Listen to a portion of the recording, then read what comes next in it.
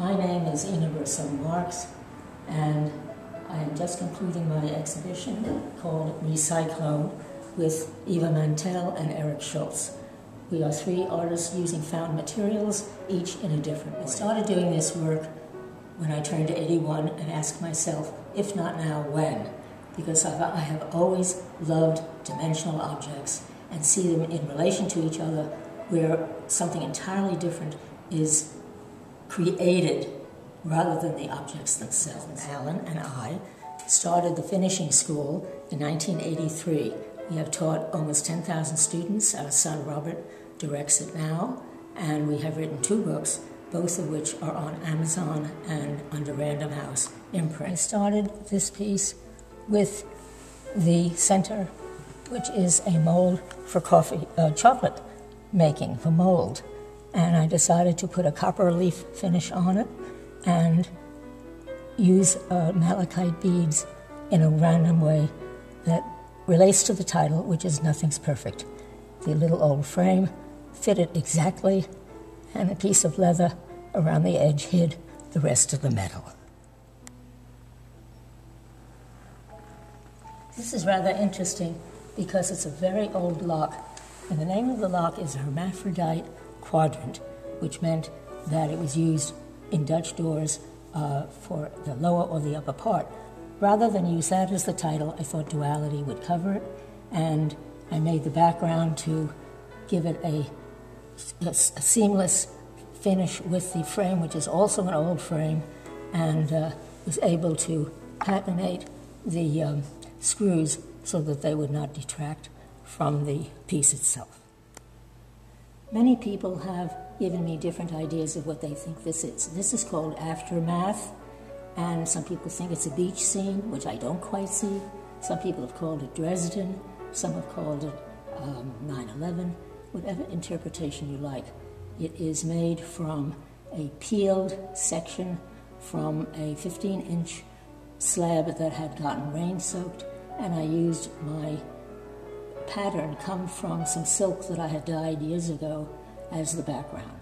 This was done as a remembrance for the World Heritage Site, which is in Auschwitz and Birkenau. The parts that are visual came from the little brochure that one gets when one visits the site. And then I used many, many pieces of my patinated papers, all gilded first with patinas on them, to give a sense of the horror and the conflagration that occurred in those sites. I have four sons and 4 wonderful daughters-in-laws, 5 grandchildren. No, I'm sorry, 5 granddaughters and 1 grandson. And over the years, I have cooked many, many, many meals because I love to cook. I had saved, because of the shape, I'm fascinated by shape, I had saved all the turkey carcasses from Thanksgivings and a lot of the chicken bones, in addition to some things with meat which I have stopped eating so I don't get any more meat bones. This is interesting because as I was going through my stash of turkey bones, turkey carcasses, I realized that they broke down into families. The top half is one family, mother, father, and a child, but the lower right and left have individual characteristics which totally fascinated me because they made other parts of the turkey family. It's on a background of straight grain, which I did with an old frame that looked exactly like that. This piece called Quandary is an assemblage of several different objects.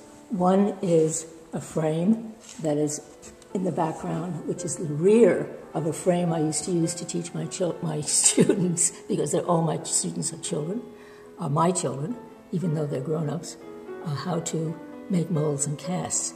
The piece that is angled was the top of an old-fashioned shoebox, which had gotten rain damaged and which had peeling paint.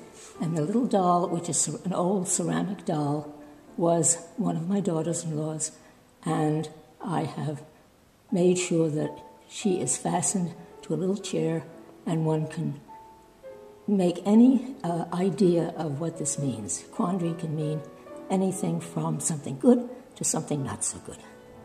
This is called Bona Fides. Why, I don't know, I just liked it. And what it is composed of are little chicken neck bones, and the larger variety that look similar are turkey neck bones, and the fishes along the top have been created by putting two different types of bones together. And the larger bones are from some sort of meat. I can't remember because it's been so long. And the background is blue suede, which the interior of a skirt I used to have had the markings, so instead of using the right side of the suede, and suede is the wrong side of leather, I even used the wrong side of the suede. This is called Memo to Wall Street because of my philosophical bent that Wall Street needs a good brushing away.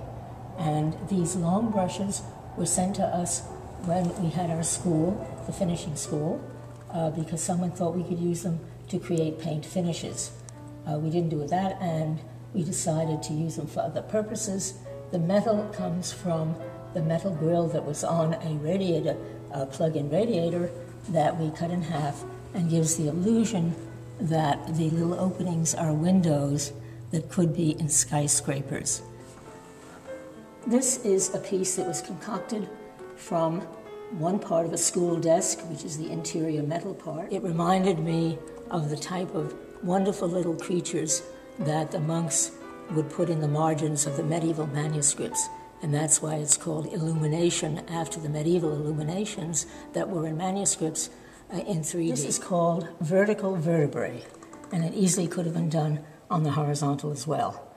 These are chicken spine bones, and I put them in a case that opens out. It really is a dimensional case that I opened out, and the shape of it fascinated me. I covered it with leather and put it also in an old frame that dictated the size of the way that the final piece would be.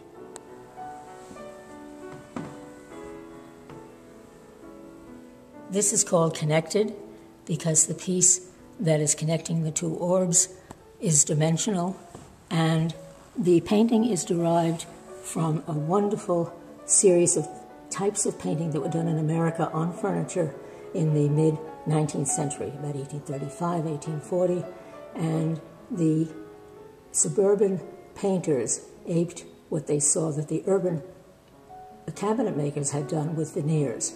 And it's a very free, wonderfully exciting use of watercolor. And I had done it as the central portion of a bedstead that I was demonstrating on a TV show.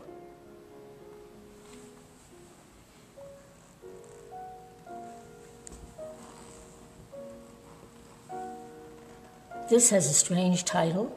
It's called But No Mandingan. Mandingan is a language. I originally wanted to call it Homage to My Mother, because the first three sections are slides that have been covered with her little dictionaries. At the age of 68, she learned 5 languages, among which were Chinese, Japanese, Italian, French, and Spanish. The bottom layer is German because that's what I had studied in addition to my own languages. It is arranged as a dictionary would be, from A all the way down to the ending as far as it goes, and it is very personal. This has been my 8th career. I've had 7 before this. I hope to have 2 or 3 more after this.